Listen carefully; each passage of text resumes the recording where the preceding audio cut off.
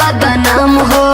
बदले कहे के तू कांड घूमेला खुले आम हो। अपना साथे हमके कोइला बदनाम हो।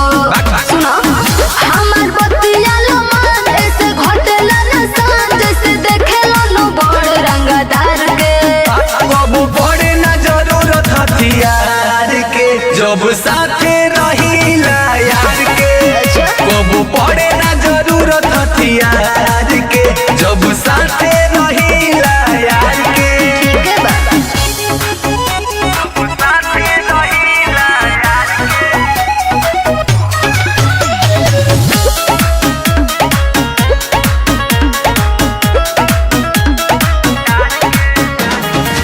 देवेला से धोखा सब यार तोहरा हो। अपना काम लगा नहीं मोहरा हो। अरे जाए ना तो हनु बोल कतनो ये जान मोर भरोसा ना टूटी। धोखा देवे केहू कतनो ये दिल ना रूठी। ओखे दिन चाहे रात खाली करला संघाती कबो कबो देखो हो जाई बड़ी यार के।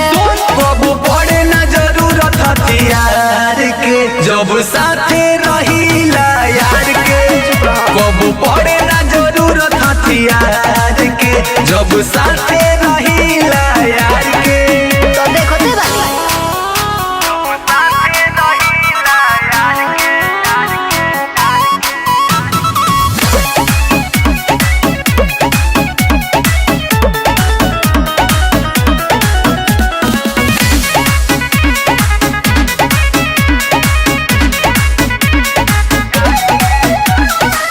की तोर देश सुनो बात विशेष हो।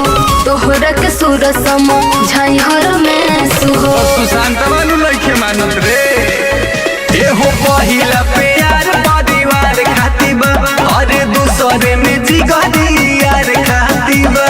भूल जइबो जानते हो बैसन स्थान के हु दिल नहीं होई संसार में। कबू पड़े ना जरूरत हथियार के जब साथे रहीला यार के। कबू पड़े ना जरूरत हथियार के जब साथे रहीला यार के। चलो जा समय पे सदे उठ जाए।